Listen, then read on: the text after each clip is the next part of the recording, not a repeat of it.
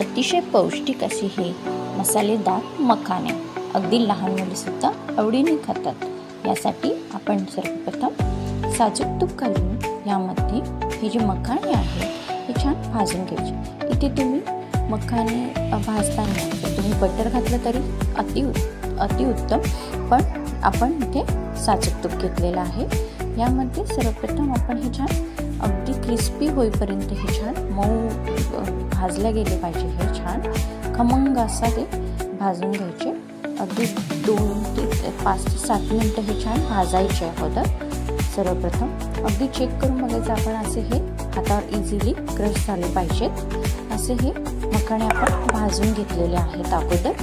आता पुन्हा मी यामध्ये कढई गरम आहे यातच आपण पुन्हा साजूक तूप घातलेलं आहे आणि यामध्ये हळद घालायची अगोदर, त्यानंतर लाल तिखट घालायचं, थोडंसं आमचूर पावडर घालायची, त्यानंतर जिरा पावडर घालायची आणि चवीनुसार इथे मीठ घालून घ्यायचं। मीठ घालून झाल्यानंतर थोडंसं आपण इथे चाट मसाला घालणार आहोत।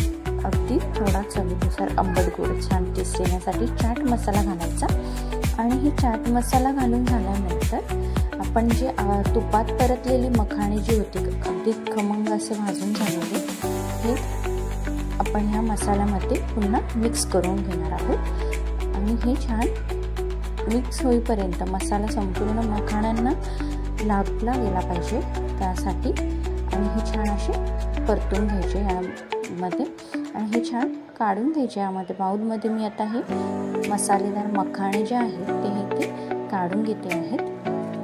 तुम्ही बघू शकतात कसे हे खमंग असे हे भाजले गेलेत आहेत, क्रिस्पी झालेले आपले मखाणे। हे संपूर्ण मसाला पण मखाण्याला छान लागलेला आहे। असे हे आपले मसालेदार मखाणे अगदी हेल्दी आणि पौष्टिक असे हे थंडीमध्ये पण खूप पौष्टिक असतात मखाणे खाल्ल्यावर।